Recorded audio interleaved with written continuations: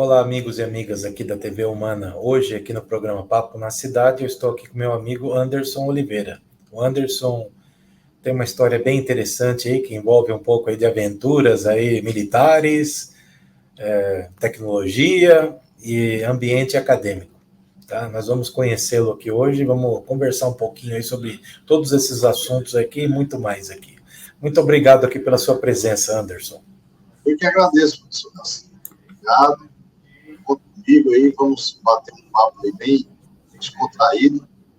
Vou contar um pouquinho da minha trajetória para vocês. Bom, então, Anderson, já vamos começar com isso. Conta para nós aí quem é você, o que você fez aí na vida e o que você está fazendo hoje aqui. Pode ser bem devagar, não precisa ser muito com pressa não, tá bom? Tranquilo, professor. Vamos lá. Anderson Oliveira, eu nasci no Rio Grande do Norte, nasci em Caicó, né? E sou de uma família de 4 irmãos, eu e mais 3, né? 4 filhos. Então, nasci em Caicó, fiquei até meus 17 anos lá, e de lá fui para Natal, fiz curso de computação. Depois voltei para o Instituto Federal, na minha cidade de origem, Caicó, Instituto Federal do Rio Grande do Norte, muito eu tenho orgulho de ter passado por lá. E fui professor acadêmico durante 4 anos lá. Isso me deu uma robustez, né, um ensino de qualidade, o meu acadêmico, isso muito mexe com minha estrutura. E em 2013 tive a grata notícia de passar no concurso da Marinha, né? Entrei como oficial na Marinha, fiquei quase 10 anos, passei em Fortaleza, então saí de Caicó, do Rio Grande do Norte, para ir para Fortaleza. Nesse período, acumulei uma experiência bem interessante na parte de gerenciamento de dados, na parte de gerenciamento humano, gerenciamento de tecnologia da informação. Isso foi bem interessante, me deu uma robustez profissional, pude conhecer várias pessoas, pude participar de vários eventos, né, como a Copa do Mundo, sediada aqui no Brasil, Copa das Américas, que teve sede também em Fortaleza, e pude participar de vários eventos internacionais, com várias autoridades, como o BRICS, já recebi presidente da República, enfim, já tenho algumas histórias para contar para vocês em relação à minha vivência, tanto a vivência acadêmica como a vivência militar. E hoje estou em Fortaleza, hoje sou professor da RNP, Rede Nacional de Pesquisa, maior rede de ensino à distância do Brasil, é uma rede que interliga todas as universidades federais do Brasil, mais os Ministérios de Ciência e Tecnologia, Ministério da Educação, Ministério da Defesa, entre outros, e sou professor de um projeto piloto chamado Hackers do Bem, que eu sou nativo da área de infraestrutura e segurança, né, tanto de formação como durante minha vida profissional, principalmente nas Forças Armadas. Então, hoje eu sou professor de um grupo de 25 professores, de um programa piloto para todo o Brasil, onde eu ministro várias disciplinas, né? Então, atualmente, estou muito focado nesse projeto, é um projeto extremamente desafiador, você levar conhecimento, cultura, compartilhar um pouco do seu conhecimento com alunos de diversas culturas, né? Eu tenho um aluno de Porto Velho até Porto Alegre, lá no Rio Grande do Sul, isso está me deixando bastante entusiasmado. E, além disso, eu também tenho uma startup, né, que tive a grata surpresa de participar ano passado, de uma startup chamada Altec, dentro do programa de aceleração do Sebrae, aqui do Ceará.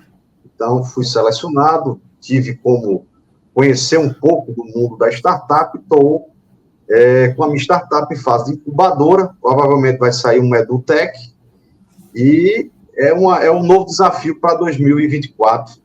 Estamos aí focados nesses 2 projetos.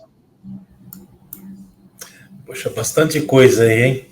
Então, eu já vou começar aqui falando aqui de uma coisa aqui que eu acho que vamos dizer assim, acho que boa parte da população deve ter uma curiosidade. O que faz alguém da Marinha no Brasil? Fica pescando? Fica olhando para o mar? O que faz alguém da Marinha? Claro que isso é uma brincadeira, nós sabemos aí que faz coisa muito importante, mas é só uma brincadeira aí para alegrar um pouco. Tranquilo. Garcia, é assim, quando você entra nas Forças Armadas, você entra para quadros, corpos e postos, né? Então, cada um tem sua especialidade, tem sua graduação, tem seu posto lá dentro.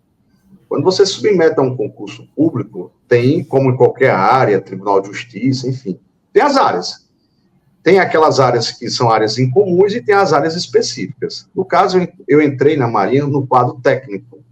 O quadro técnico, ele já pede uma especialização, ele já pede uma formação prévia. Então, eu entrei na Marinha como oficial do quadro técnico da área de telecomunicações e informática. Ou seja, quando você entra, aí tem outras áreas, tem a área de saúde, tem a área médica. Qual foi a patente que você entrou? Eu entrei como guarda-marinha, que é o oficial aspirante, e fui até o posto de capitão, né? Que na Marinha é capitão-tenente que chama. As patentes são diferentes na Marinha em relação às outras forças. Então, eu entrei como aspirante, que é o guarda-marinha, e fui até o posto de capitão. Aí, para você entender o que é que faz um oficial da Marinha, depende muito do quadro dele, depende muito da formação dele. A minha formação, que eu te falei, eu sempre fui de informática, eu penso de infraestrutura, então a gente trabalhava lá, eu formava, eu era também professor na Marinha, da Escola de Aprendizes Marinha de Ceará, tinha minhas turmas lá, turma de formação de aprendizes marinheiros, dava aula lá na disciplina de tecnologia, de informática, e era coordenador de disciplina. Além disso, era gerenciador também do Parque de Tecnologia aqui do Ceará, né, que envolvia 2 agências, mais uma capitania e mais a escola de formação. Então, era responsável pela contratação de serviço, pela governança, implementação de soluções, né, gerenciamento de material, de suporte, tanto na aquisição de serviços, como na expansão de serviços, na manutenção dos serviços, né? Então, assim, na minha pasta passava aproximadamente R$1 milhão, para você ter ideia. E isso são muitos serviços que a gente tinha que contratar, equipamentos que tinha que comprar, isso tudo com lisura, né? Com transparência, com seriedade, até porque são investimentos públicos. Então, respondendo sua pergunta, é muito de acordo com a especialidade que você entra. Outro exemplo, o médico vai atender em clínicas ou em hospitais, o engenheiro vai trabalhar com obras e assim por diante.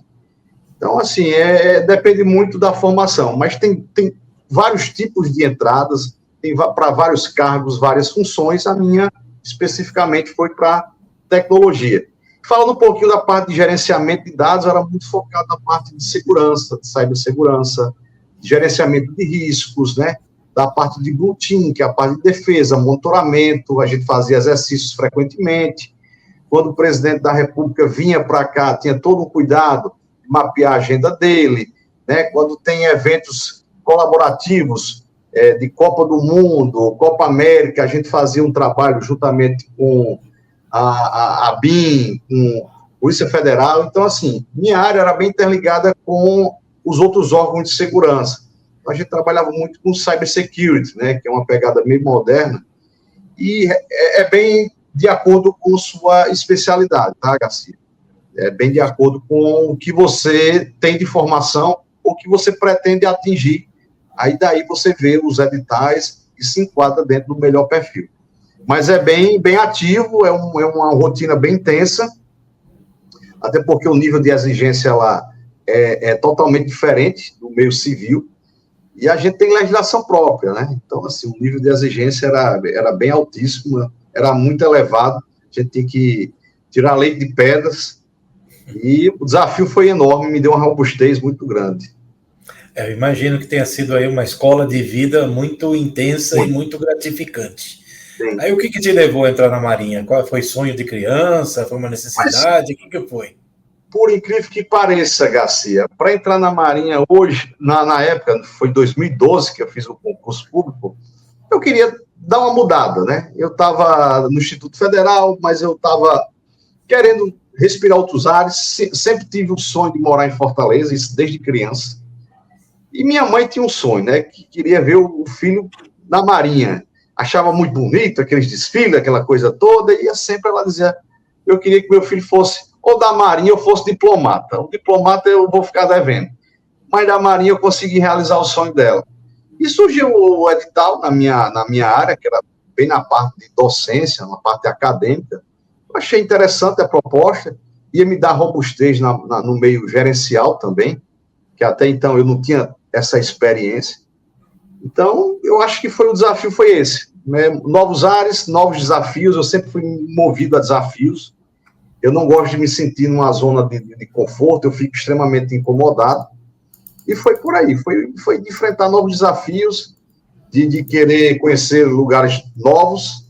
A Marinha me proporcionou isso, né? Não tive experiências internacionais, mas dentro de um regionalismo, conheci de forma bem interessante, tanto do ar, como da terra, como do mar. Isso é uma experiência que eu levo para o resto da minha vida, experiência dentro de submarino, dentro de navio diplomático, dentro de bases terrestres. Então, assim, foi aquela vontade e o desejo de você se sentir desafiado. Então, respondendo de forma curta, foi o desafio pelo novo, pela inovação. Isso sempre me provocou, sempre mexeu com minha estrutura. Tá, então aí, ó, como eu disse, aqui não é uma entrevista, isso aqui é um bate-papo, e até curiosidade minha, que eu vou fazer a pergunta aqui agora, sim, tá? Porque o que nós ouvimos falar, nós aí, né, o povão aí, eu me enquadro aí como povão, nós ouvimos falar o seguinte, as nossas forças armadas estão sucateadas. Isso é verdade com relação à Marinha? Olha, porque com outras forças não é bem assim, porque eu conheço aí pessoas que... Eu tenho um amigo aí que é do Exército. Então, do Exército eu tenho uma outra visão lá, porque ele me apresentou essa visão. A aeronáutica eu estudei no ITA, então também conheci lá coisas um pouco diferentes. Então, não é bem do jeito que as pessoas falam, mas Marinha, confesso que você é a primeira pessoa que eu conheço da Marinha. Então, não. Como é que é? A Marinha, como nenhuma força armada, ela é sucateada. Assim, eu tive o orgulho de trabalhar com profissionais de ponta, né? Profissionais excelentes. A mesma coisa que as pessoas que eu conheço, todos de ponta. Então, assim... Todos altíssimo nível. Coisa aí que o pessoal não está acostumado. O pessoal que não só fica lendo TikTok, essas tranqueiras todas aí, acho que não conseguiria nem conversar com essas pessoas. Não. Eu tive a oportunidade de conhecer pessoas de alto gabarito, pessoas que trabalharam com o presidente da República, pessoas que trabalharam com a embaixada em Londres. Meu primeiro almirante, né, ele trabalhou na embaixada de Londres, foi 01 de turma. Então, foi pessoas de alto nível. E essas pessoas jamais iriam se submeter a trabalhar em um ambiente sucateado, porque o gabarito delas é alto demais. Então, assim, as pessoas pensam que o meio civil tem muita exigência, aquela coisa toda, porque se você não fizer, você vai ser demitido. O meio público tem um nível de exigência muito mais alto. Eu digo isso com propriedade, porque eu conheci os dois lados da moeda. O meio público, você tem que atingir metas, e as metas são altíssimas, e muitas vezes com poucos recursos. Né? Não quer dizer que esteja sucateado, mas muitas vezes você tem que fazer do limão ao limonada. Exige muita criatividade das pessoas que trabalham, né? Muita. E cada centavo, Garcia, que é investido, ele passa pelo portal da transparência. Então, os recursos têm que ser muito bem investidos, porque senão você responde se você fizer uma compra errada. Você tem sindicância, você tem auditorias internas, isso é constantemente. Uma auditoria interna hoje nas Forças Armadas é uma coisa normal, é como se fosse um compliance indo lhe fazer uma visita. Então a gente encara isso de uma forma natural. Mas em relação ao sucateamento, eu acho que eu respondi aqui de forma simplória, até pelo nível e pelo brilhantismo das pessoas, elas jamais iriam se submeter a trabalhar em um ambiente que fosse sucateado. Então, assim... Então, eu quero aproveitar aqui o gancho e te falar aí a minha visão sobre isso que nós estamos discutindo aqui, né? Que já em outra oportunidade aqui, conversando com mais de uma pessoa, até com um amigo meu italiano aí, eu falei isso. O brasileiro ele tem um problema de autoestima muito grande. Isso daí, a culpa toda, e falo isso com propriedade aí, não sou nenhum gênio, pesquisador, nada. É só a gente ligar o computador. A culpa é da mídia e dos nossos artistas também. Tá? Infelizmente, as nossas pessoas aqui, o nosso povo, uma boa parte aí de formadores de opinião, eles tentam levar as pessoas a acreditar assim que nós vivemos aqui numa tragédia infinita, que nada que é bom, nada presta, tudo de melhor tem lá, sei lá, na Europa, nos Estados Unidos, etc. Mas eles não conseguem em momento nenhum mostrar o lado bom das coisas aqui, né? Sim. Essa que é a nossa proposta aqui, inclusive, da TV Humana. Nós queremos sair um pouco não, totalmente dessa vertente aí que hoje a sociedade gosta, né? Então nós estamos indo aqui na contramão total, sim, aqui garimpando aí pessoas para assistir nossos programas e tal, mas nossa proposta aqui é mostrar o lado bom das coisas.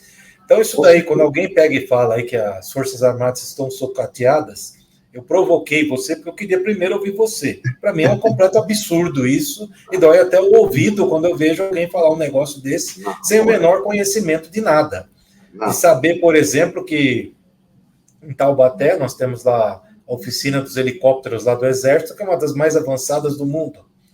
Nós pegamos ali São José dos Campos, juntando todo o parque tecnológico que existe lá, ITA, Embraer, CTA, INPE, Avibras não, desculpe, outros órgãos lá que agora fugiram aqui da cabeça. Delibras. Isso, e empresas privadas também, satélites que tem lá. Nós temos ali uma área ali de ciência, de conhecimento industrial lá de altíssimo nível, que pouquíssimos países do mundo têm. Outro dia mesmo eu estava vendo um vídeo aí de um cientista americano, ele dando uma palestra numa universidade lá, ele falando isso, que o pessoal que conhece o Brasil, biquíni, samba e todas as tragédias aí que nós somos bombardeados todo dia, e não sabem que a terceira indústria aeroespacial do mundo fica no Brasil, que é justamente nessa região que eu estou falando aí. Sim. Da Marinha, então, nós temos aí pesquisas das mais variadas aí, tem o submarino nuclear que está há anos sendo feito pesquisa nesse sentido aí, eu quase participei desse projeto também aí há uns 20 e poucos anos atrás aí. Temos base fixa na Antártida. Exatamente, Brasil, coisa que o pessoal também acha que qualquer país consegue ter isso, não é assim. Nós participamos do projeto da Estação Espacial Internacional, nós temos aí também na Força Aérea aí N casos aí de sucesso. Então, enfim, dá tristeza quando você ouve aí pessoas com informação nenhuma, com nível cultural péssimo, que infelizmente hoje é incentivado isso, criticarem pessoas que são verdadeiros heróis aí para manter tudo isso daí funcionando, né? Concordo, professor. É falta de esclarecimento, né? Da população, muitas pessoas falam que não sabem e a mídia também empurra uma narrativa que é de acordo da cabeça dela. Se for para favorecer um grupo ou outro, ela empurra essa narrativa sem procurar saber da verdade. Mas chama a atenção uma base que a gente tem, uma base fixa na Antártida, que tem participação do Brasil. O Brasil é um dos poucos países do mundo a ter uma base fixa, com pessoas fixas, né, na Antártida, com missões semestrais que levam pesquisadores do mundo todo para lá. Então, isso é uma riqueza para a gente. E essa base aí foi criada em 83, né? Porque daí era a data limite lá para os países que fazem parte do acordo. Exatamente. Que daí acho que é até legal a gente conversar um pouco sobre isso daqui, porque muita gente não sabe o que é o acordo antártico, né? Eles não sabem que a Antártica não é de ninguém, é de todos, né? Então, desde que você tivesse solidificado lá uma base lá para pesquisas, né? Isso. Então, assim, o mundo começa por lá, né? Paralelo, né? Que é o que o país se encontra, né? O mundo começa por lá. Então, a gente tem como ter ideia de desvio climático, de aquecimento global, tudo começa por lá, né? Ali é o início e o fim do mundo. Então, ali, derretimento de geleiras, enfim, aumento do nível dos oceanos, tudo você tem como ver. Como que era o meio ambiente há séculos atrás. Isso. Está tudo registrado lá no gelo. Então, é uma pesquisa fascinante essa daí. Só que, infelizmente, algumas coisas se perderam aqui no Brasil, né? Que nós não temos aqui quase mídia nenhuma falando da parte científica, da parte de criação que existe no Brasil.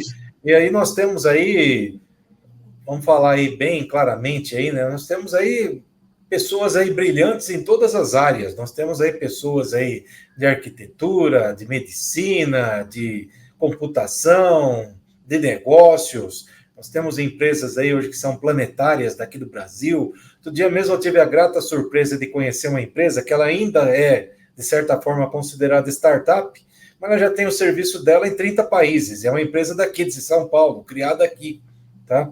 Assim como outras aí. Então, realmente é uma tristeza nós vermos as pessoas não saberem o país que tem. E aí eu vou até fazer um comentário aqui, só para te dizer a importância disso, que uma história que eu conto aí para amigos, mas vou contar a primeira vez aqui dentro de um programa meu. E aí eu lanço essa pergunta para você, e daí depois eu conto a historinha. O que você estava fazendo no dia 11 de setembro de 2001, o dia dos atentados lá nas Torres Gêmeas? Dia 11 de setembro de 2001, eu estava indo para a academia. Eu era universitário em Natal. Eu estava indo para a academia, estava trocando minha roupa para ir para a academia. Mais ou menos umas 10 da manhã. Eu ia para a academia e depois ia para a faculdade. Então, eu estava indo para a academia e quando eu vi aquilo ali, eu pensei que era chamada de filme, alguma coisa desse tipo. Eu não imaginava. Gente pensou isso mesmo. Eu imaginei que era a venda de algum produto. Aí eu não dei muita bola, não. Aí vesti minha roupa, coloquei o tênis e fui para a academia. Quando eu cheguei lá, tinha explodido a segunda torre. Aí eu digo, rapaz, a mídia está investindo mesmo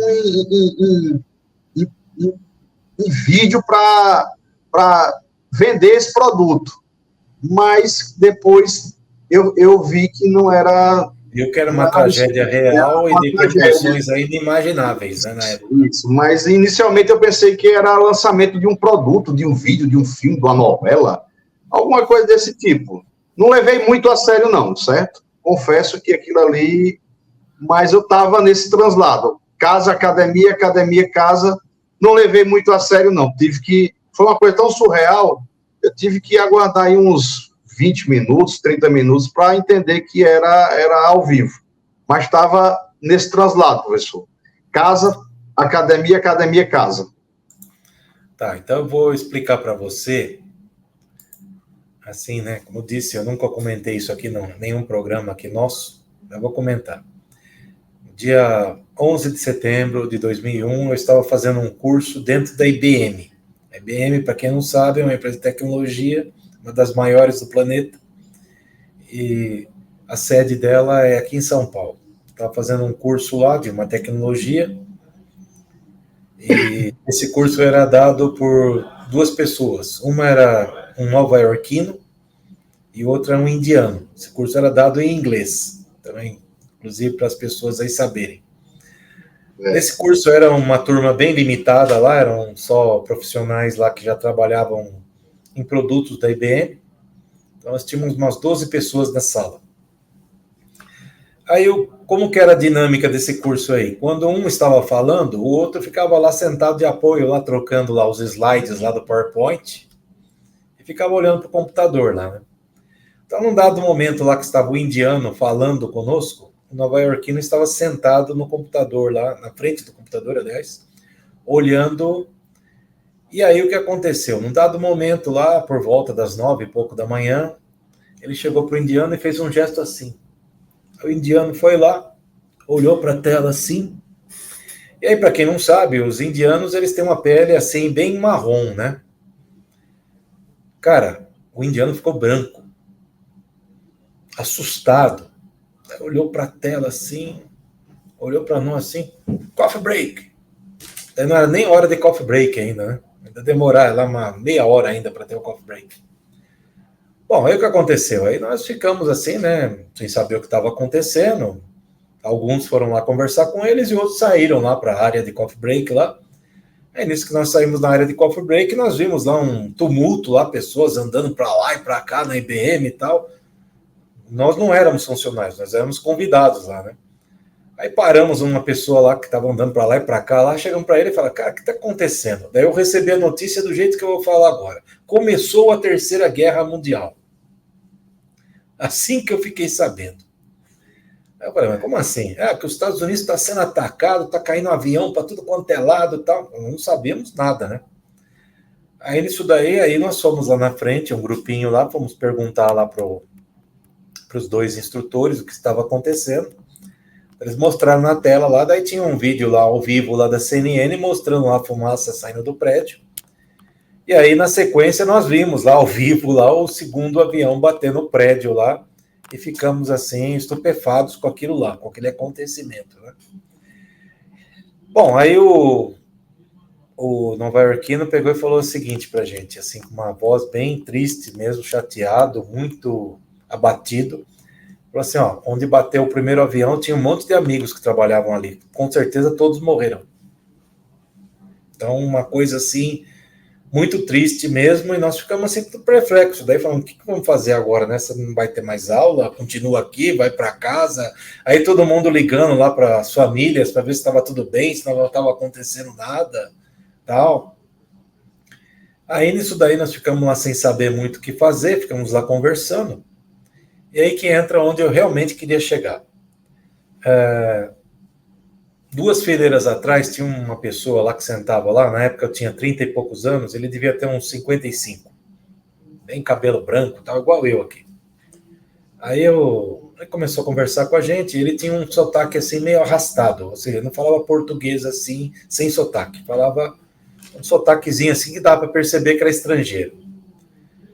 Aí começamos a conversar lá, um grupinho lá, tal, daí ele solta essa aqui. Se fosse no meu país lá, isso daí já era para uma retaliação fulminante. Falei, qual o teu país? Você não é brasileiro? Ele falou, não, eu sou brasileiro como segunda pátria. Minha primeira, eu sou israelense. Eu falei, nossa, que interessante, né? E o que você veio fazer aqui, né? Que essa foi a minha pergunta, né? Eu falei, pô, o Brasil tem tanto problema aqui, problema político, problema de violência, de tudo natureza que tem problema aqui, né? Por que você veio aqui, né? Ele falou assim, ó, eu tive a oportunidade aí pela minha empresa aqui de visitar vários países. Então, teve uma época que eu morei na França, uma época que eu morei na Inglaterra, uma época que eu morei na Alemanha. Aí, finalmente, me transferiram aqui para a filial aqui do Brasil. Aí ele pegou e falou, e depois que eu conheci o Brasil, eu só saio só para voltar para Israel. Se os caras quiserem me mandar para qualquer lugar do mundo, eu não vou, não saio mais daqui. Eu amo essa terra. O cara falou desse jeito. Mas por que você ama essa terra aqui, né? Os brasileiros sempre aí metem o pau aqui, né? Até estranho isso. Ele falou, então, esse é o problema de vocês. Vocês não sabem a terra que vocês têm, onde que vocês vivem. Eu falei, tá, então dá alguns exemplos assim de coisa que você acha importante, né? Aí ele pegou e falou, ó, por exemplo, lá em Israel, lá, nós vivemos tendo conflito lá com os palestinos, que isso não é mentira, todo mundo sabe disso, inclusive no momento que nós estamos gravando aqui, está tendo um lá. Pois é, só que aqui no Brasil, você vai lá no Bom Retiro, lá em São Paulo, aqui em São Paulo, vai lá no Bom Retiro, daí no mesmo ambiente lá está sentado palestino, israelense, árabe lá, conversando, comendo, tomando, sei lá, alguma bebida tal, e vendo lá os irmãos deles se matar lá no Oriente Médio. Isso não acontece em lugar nenhum do mundo. Eu falo isso com propriedade. Nenhum lugar do mundo os caras sentam no mesmo lugar e ficam ali conversando. Não é? Aí falou outra coisa. O que vocês quiserem comer, na hora do dia que vocês quiserem comer, tem aqui. Então você fala, quero comer uma pitaia. Aí você pega e vai achar um lugar que vende uma pitaia. Quero comer um abacaxi. Você vai achar abacaxi que não acaba mais. E assim por diante. Vocês acham que é todo lugar do mundo que é assim? Tem lugar do mundo que nem água tem, que a água é racionada, tudo é racionado. Então, aquilo lá que ele falou, para mim, foi muito profundo, sabe? Foi uma coisa assim que eu carrego todos os dias da minha vida. Tanto que eu estou conversando aqui com você. Que é justamente a gente parar de ficar com esse negativismo que nós somos obrigados aí praticamente a ter com relação ao nosso país e olhar as coisas do ponto de vista mais positivo, todas as riquezas, todas as coisas que nós temos aqui, que outros países não têm. Eu me lembro também que nos anos 80 eu tive aula com um professor, esse professor era do ITA também, mas eu não estava no ITA naquela época, eu só fiz alguns cursos lá, não me formei no ITA, mas esse curso aí era de um professor de lá. E esse professor aí, ele tinha visitado o Iraque lá nos anos 80. Não o Iraque aí que nós vimos recentemente. Iraque lá nos anos 80, bem lá, mais ou menos 84, por aí. Ele falava naquela época lá que ele tinha visto algumas coisas curiosas. Por exemplo, o vendedor de água. Aí você imagina, lá, vendedor de água, um cara lá com um caminhão vendendo água e tal. Aí falou que era um cara que andava com um negócio aqui nas costas. Ele vendia um copo d'água para as pessoas na rua. Isso daí era uma coisa preciosa lá no Iraque. Então, o pessoal pensa que é que nem aqui, que tem bebedouro para tudo quanto é lado, que é de graça e tal. Não, a água lá, ou o cara andava com a sua lá naquela época, né? Não sei hoje, naquela época, ou comprava desses caras aí um copinho de água para tomar. Então, mais uma coisa aqui que nós temos em abundância aqui, extremo ainda, né? E outra coisa que as pessoas não dão muita, como é que eu posso dizer assim, ênfase. Nossa. Bom, e aproveitando esse gancho aqui das Torres Gêmeas, eu quero aproveitar para começar um papo aqui com uma formação sua, que é da área de segurança de informação e tecnologia. E quando houve as explosões lá das Torres Gêmeas, por muitos anos aí eu frequentei aí eventos de segurança da informação, continuidade de negócios, etc., e elas foram mencionadas. Por quê? Porque algumas empresas foram vaporizadas com a queda das duas Torres Gêmeas. Por quê? Indo mais ainda no porquê, né? Porque as empresas tinham seus servidores numa torre, com todos os dados da empresa, e daí o backup deles estava na outra torre. Então, quando caiu as duas torres, destruiu tudo. Não sobrou nada. Tanto que é outra coisa aqui que para as pessoas leigas, vamos colocar aqui, né? Durante muito tempo aí foram contratadas empresas americanas para resgatar HDs dos escombros das Torres Gêmeas. Essas empresas aí, elas ficavam lá peneirando a terra lá para tentar achar algum HD lá que desse para salvar, para ver a importância da coisa que era. E hoje nós estamos num outro patamar aí, nós estamos no patamar da nuvem, que nós nem sabemos onde o dado é gravado e tal. O pessoal nem sabe aí direito o que é servidor e tudo mais. Então, eu queria que você contasse a tua vivência aí com relação à segurança da informação e justamente isso que eu estou falando aqui de continuidade dos negócios. Como é que você vê isso?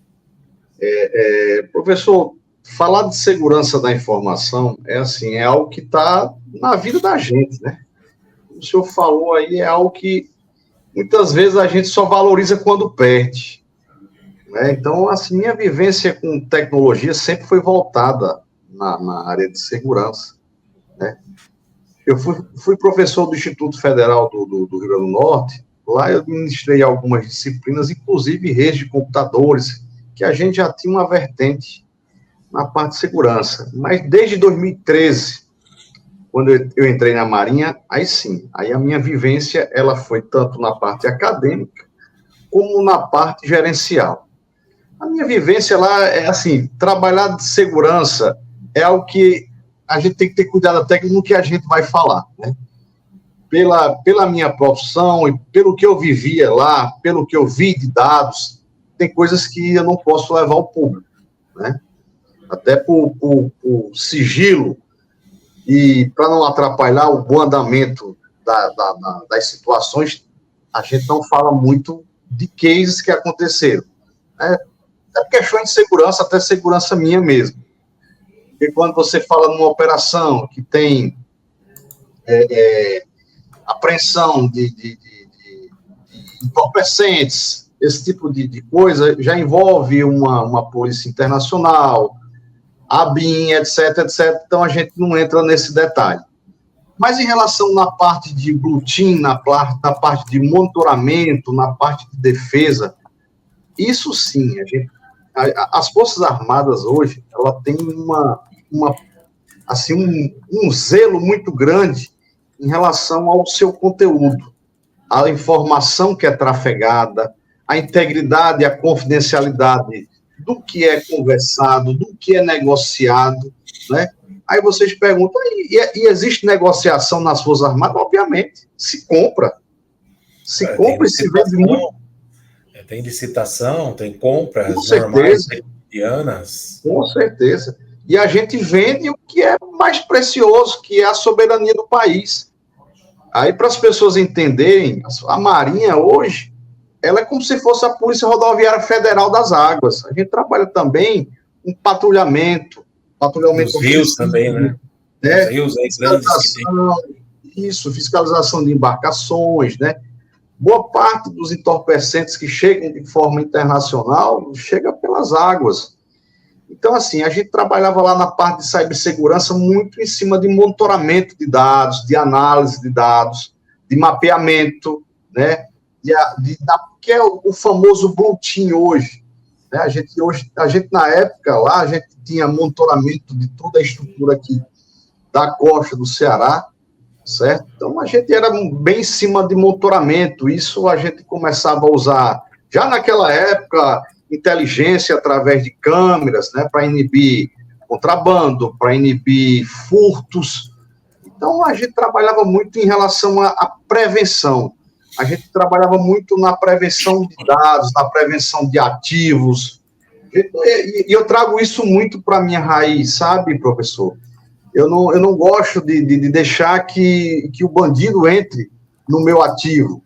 Eu prefiro trabalhar sempre com um passo ou dois na frente dele, sempre me precavendo, sempre tendo uma estrutura de backups, que foi o que você falou bem aí das Torres Gêmeas, né, que eles tinham um offset que a gente chama um offset de gerenciamento de risco, de um lado do outro, geograficamente próximo. Isso aí é um tiro no pé, não se pode fazer isso.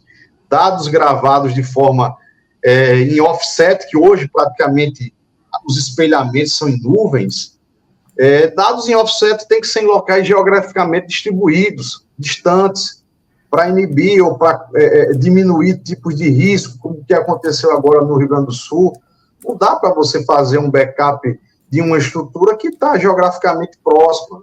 A gente tem um exemplo hoje da Amazon, do Google Cloud, enfim, de várias estruturas que a gente vê, da própria AWS, que é geograficamente distribuídas, são vários continentes interligados, então não pode se pensar em segurança, ninguém pode pensar em serviço 24 vezes 7 vezes 365 dias, se não tiver uma estrutura de gerenciamento de risco. A gente tem que trabalhar, e é uma das disciplinas que eu dou no programa Hackers do Bem, da RNP, né, da Rede Nacional de Pesquisa, é gerenciamento de risco. Eu costumo dizer para meus alunos que o gerenciamento de risco ele é bem feito quando o usuário final não sente a interrupção do serviço. Então, se o usuário final ele sentir interrupção do serviço, o gerenciamento de risco ele teve problema.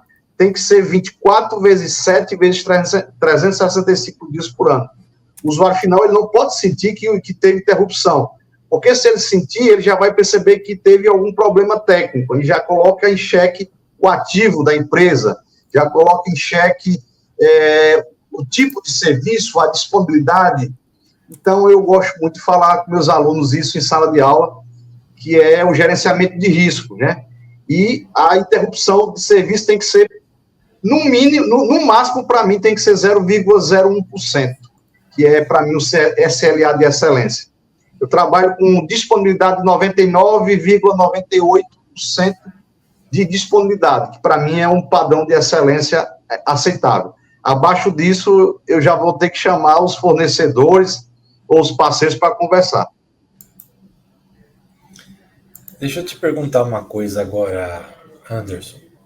Você falou aí que você tem uma startup.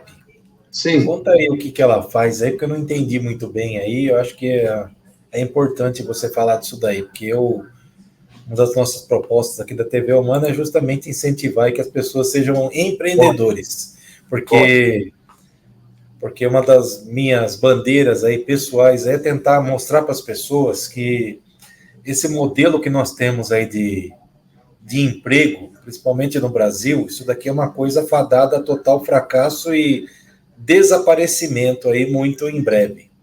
Então, nós temos que fazer com que as gerações futuras pensem em empreender, serem empreendedores, ser dono do seu nariz, ser dono do seu horário, dono dos seus compromissos e também, consequentemente, batalhar aí por ganhar dinheiro, né? Então, para mim, sempre é importante ouvir a experiência de alguém aí, o que está fazendo do ponto de vista de algum tipo de negócio. Garcia, eu sou descendente de português, né? Então, meu avô, na década de 60, levou picolé e gelo para o sertão. Isso é uma cultura que a gente tem muito impregnado nas veias aqui da minha família é a parte comercial, né? Eu gosto muito da parte acadêmica, mas a veia comercial fala forte nas veias. E o ano passado eu fui convidado pelo Sebrae aqui do Ceará para participar de um programa, né? Um programa chamado Programa de Aceleração de Startups. Eu me submeti ao projeto, fui selecionado, então eram aproximadamente 90 startups aqui do Ceará, e a gente participou, em torno aí de 6 meses, como é que funcionava, a gente foi capacitado, e isso, assim, despertou novamente a veia empresarial. Aí, o que é que a gente, de lá para cá, já está amadurecendo? Tem uma startup minha, que o nome é Altec, uma startup na linha educacional, trabalhando com cursos. A gente vai trazer assuntos inovadores, como inteligência artificial, né, que está no hype, está na crista da onda. A gente provavelmente vai trabalhar com esse curso, que vai ser um dos primeiros, somado a outros, né? Vão ter outros professores também que vão dar aulas, né? Professores do Brasil todo. Então, vai ser uma proposta bem interessante, porque eu vou poder colocar um case e minha experiência de 15 anos de sala de aula, né, que a gente vive aquele mundo fechado de sala de aula, e eu vou colocar isso no Brasil todo, né? Então, a proposta são cursos de curta duração, de 1, 2 meses no máximo, em torno aí de 90, 100 horas, mas com certificado, enfim, para dar melhores condições de qualificar nossa gente, nosso povo, né? A gente sabe que o Brasil é um país continental, e tem muitas pessoas que querem aprender, têm a vontade, o desejo de aprender, mas até de acordo com a localidade que ela vive, em áreas remotas, só pode fazer esses cursos através de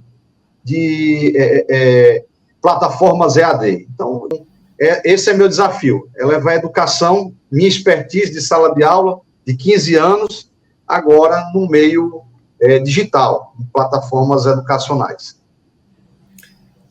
Anderson, você só dá aula nessa instituição aí federal ou você também atua aí no mercado particular? Garcia, até 2021 eu dava aula presencial, né? Mas de 22 para cá, aí sim, já dei aulas em outras instituições privadas aqui no estado do Ceará, mas eu tô curtindo o ensinar através de plataforma digital. Eu estou sentindo que isso é uma ida sem volta, a educação à distância, sabe, professor? Agora de qualidade, com qualidade. Eu estou entendendo que o mercado até das grandes faculdades hoje, elas estão voltadas para o público híbrido, né?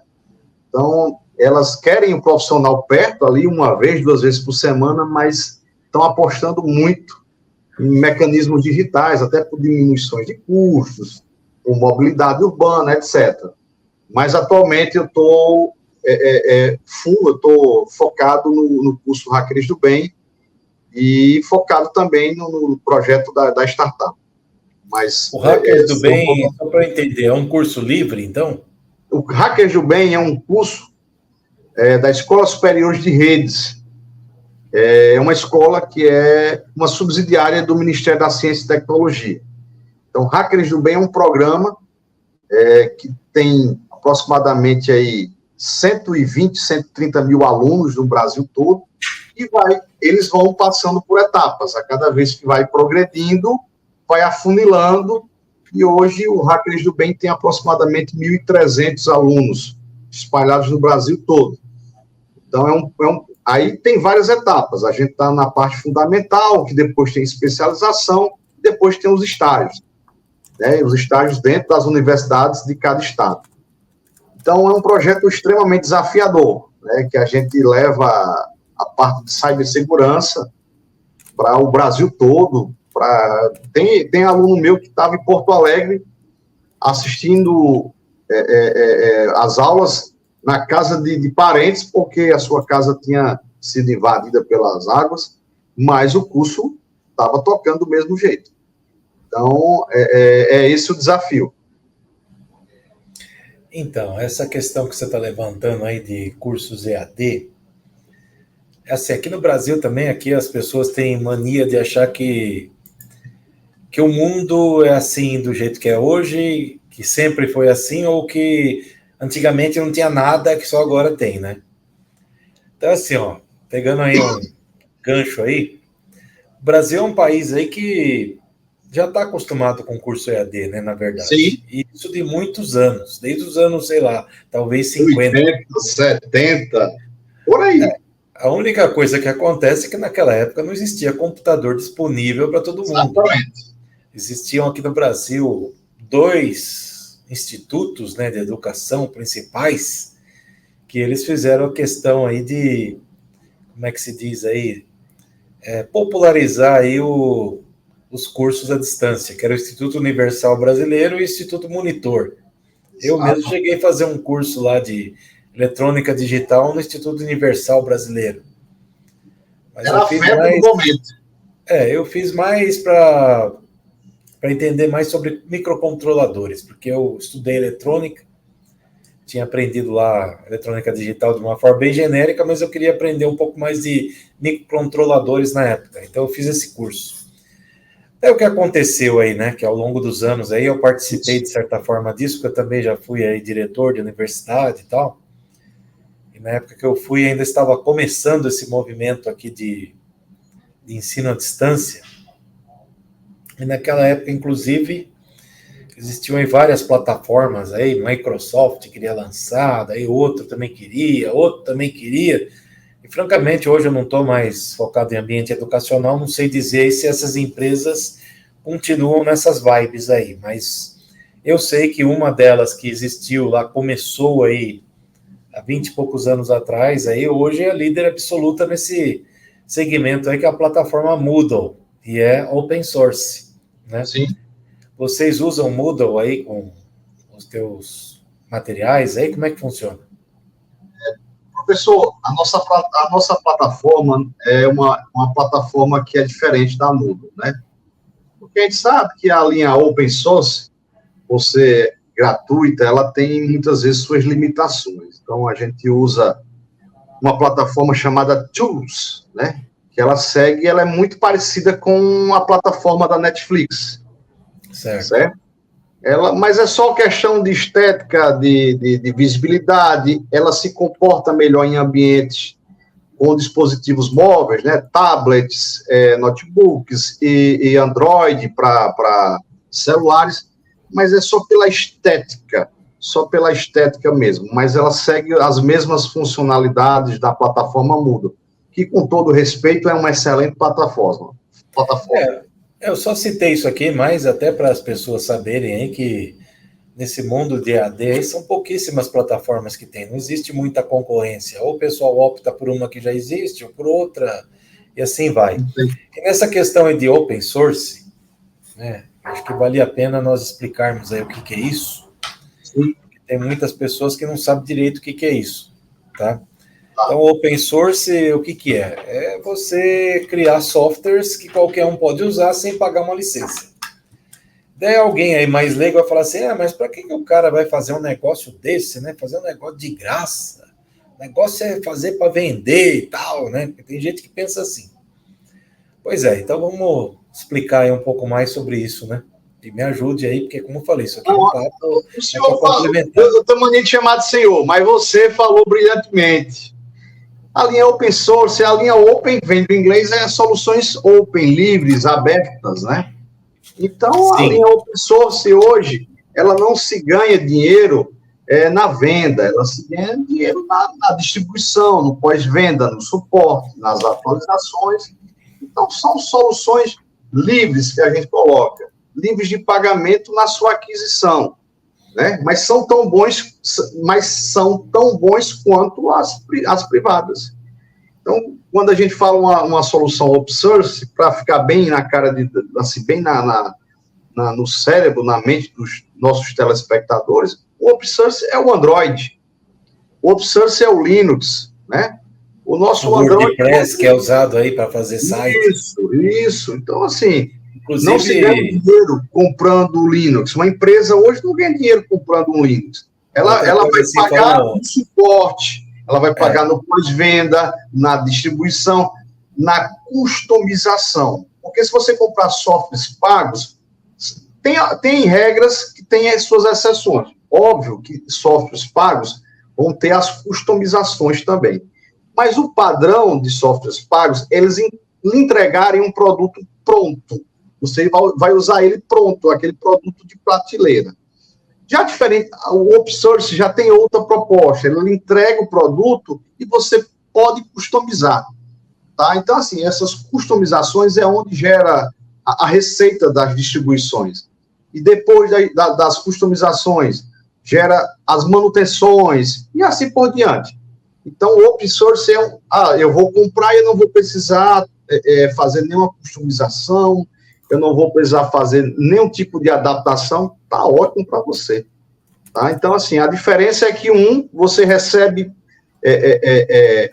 open, aberto, se você tiver expertise, você pode fazer as atualizações, ou sua equipe, não tem custo algum.